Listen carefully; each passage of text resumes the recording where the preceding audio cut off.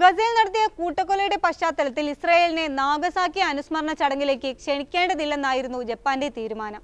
എന്നാൽ ഈ തീരുമാനം ഉൾക്കൊള്ളാനാകാതെ കടുത്ത പ്രതിഷേധമാണ് US അടക്കമുള്ള പാശ്ചാത്യ രാജ്യങ്ങൾ ഉയർത്തുന്നത്. ഇസ്രായേലില്ലാത്ത ചടങ്ങ് ബഹിഷ്കരിക്കാനാണ് നീക്കം.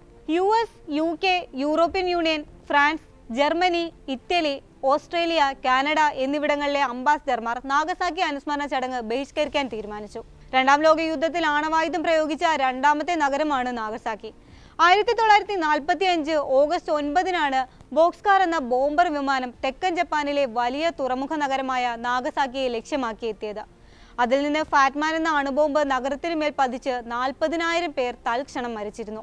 ഓഗസ്റ്റ് 6-ന് അണുബോംബ് ആക്രമണത്തിലൂടെ ഹിരോഷിമയെ ചാമ്പലാക്കിയ ശേഷമായിരുന്നു ഓഗസ്റ്റ് 9-ന് നാഗസാക്കിയിൽ അമേരിക്ക നടത്തിയ ബോംബ് വർഷം. അണുബോംബ് ഉപയോഗിച്ച് അമേരിക്ക ലക്ഷക്കണക്കിന് പേരെ കൊലപ്പെടുത്തിയതിന്റെ 79-ാം വാർഷിക അനുസ്മരണമാണ് ജപ്പാനിൽ വെള്ളിയാഴ്ച നടക്കുന്നത്. ഇതിന് സമാനമായ കൂട്ടക്കൊലയാണ് ഗസയിൽ ഇസ്രായേലും നടത്തുന്നത്. വംശഹത്യയുടെ പശ്ചാത്തലത്തിൽ ഇസ്രായേലിനെ ചടങ്ങിൽ പങ്കെടുപ്പിക്കുന്നത് കടുത്ത പ്രതിഷേധത്തിന് കാരണമാകുമെന്ന് ജപ്പാന് ഭയമുണ്ട്. അതിനാലാണ് ഇസ്രായേൽ അംബാസിഡർ ഗിലാൻ കോഹനെ ക്ഷണിക്കാതിരുന്നതെന്ന് നാഗസാക്കി മേയർ ഷിറോ സുസൂക്ക് പറഞ്ഞതായി വാർത്താ ഏജൻസി AFP റിപ്പോർട്ട് ചെയ്യുന്നുണ്ട്. ഇതിനെതിരെയാണ് US അടക്കം രംഗത്തെത്തിയിരിക്കുന്നത്. നാഗസാക്കി അനുസ്മരണ ചടങ്ങിനെ ജപ്പാൻ രാഷ്ട്രീയവൽക്കരിച്ചു എന്നാണ് പ്രധാന ആരോപണം. അതിനാൽ അത്തരമൊരു ചടങ്ങിൽ പങ്കെടുക്കില്ലെന്നും US ambassador Ram Israel Emmanuel അറിയിച്ചു. അംബാസിഡർമാർക്ക് പകരം US-ഉം മറ്റ് പാശ്ചാത്യ രാജ്യങ്ങളും താഴ്ന്ന റാങ്കിലുള്ള പ്രതിനിധികളെ പകരം അയക്കുമെന്നാണ് സൂചന. എന്നാൽ ഇസ്രായേൽ അംബാസിഡറെ ക്ഷണിക്കേണ്ടെന്ന തീരുമാനം രാഷ്ട്രീയ പ്രേരിതമല്ലെന്നും മറിച്ച് സമാധാനവും ശാന്തവുമായ അന്തരീക്ഷത്തിൽ ചടങ്ങ് നടത്താനുള്ള ആഗ്രഹം കൊണ്ടാണെന്നുമാണ് നാഗസാക്കി മേയർ ഷിറോ സുസൂക്കി പറഞ്ഞത്. ഗസയിൽ അടിയന്തര വെടിനിർത്തലിന് ആഹ്വാനം ചെയ്ത് നാഗസാക്കി ഇസ്രായേൽ എംബസിക്ക് ജൂണിൽ കത്തയച്ചിരുന്നെന്നും അദ്ദേഹം ചൂണ്ടിക്കാട്ടി.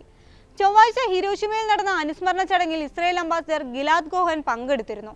നാഗസാക്കി അനുസ്മരണ ചടങ്ങിൽ നിന്ന് ഇസ്രായേലിനെ ഒഴിവാക്കിയ നടപടി ലോകത്തിന് തെറ്റായ സന്ദേശമാണ് നൽകുന്നതെന്ന് കോഹൻ പ്രതികരിച്ചു.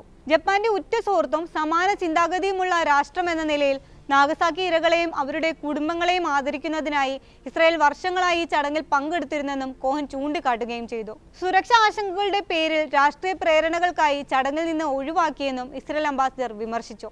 ഇസ്രായേലിനെതിരായ ദക്ഷിണാഫ്രിക്കയുടെ വംശഹത്യാ കേസ് നടപടികൾ കോടതിയിൽ പുരോഗമിക്കുന്നതിനിടെ ജപ്പാന്റെ ഈ നീക്കം ചർച്ചയാകുന്നുണ്ട്. ഇതിനിടെ വംശഹത്യാ കേസിൽ കക്ഷി ചേരാൻ UN കോടതിയിൽ അപേക്ഷ നൽകുമെന്ന് തുർക്കി അറിയിക്കുകയും ചെയ്തു. നിക്കരാഗ, കൊളംബിയ, ലിബിയ, മെക്സിക്കോ, സ്പെയിൻ എന്നീ രാജ്യങ്ങളും ഫലസ്തീൻ ഉദ്യോഗസ്ഥരും കേസിൽ കക്ഷി ചേരാൻ അപേക്ഷ സമർപ്പിച്ചതിന് പിന്നാലെയാണ് തുർക്കിയുടെ ഈ നീക്കം.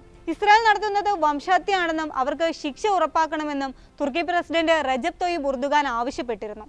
ഇസ്രായേലിനെ പിന്തുണയ്ക്കുന്ന പാശ്ചാത്യ രാജ്യങ്ങളെ ഉർദുഗാൻ വിമർശിക്കുകയും ചെയ്തു. ഗസ യുദ്ധം ചൂണ്ടിക്കാട്ടി മെയ് മുതൽ തുർക്കി ഇസ്രായേലുമായുള്ള വ്യാപാരം നിർത്തിവെച്ചിരിക്കുകയാണ്.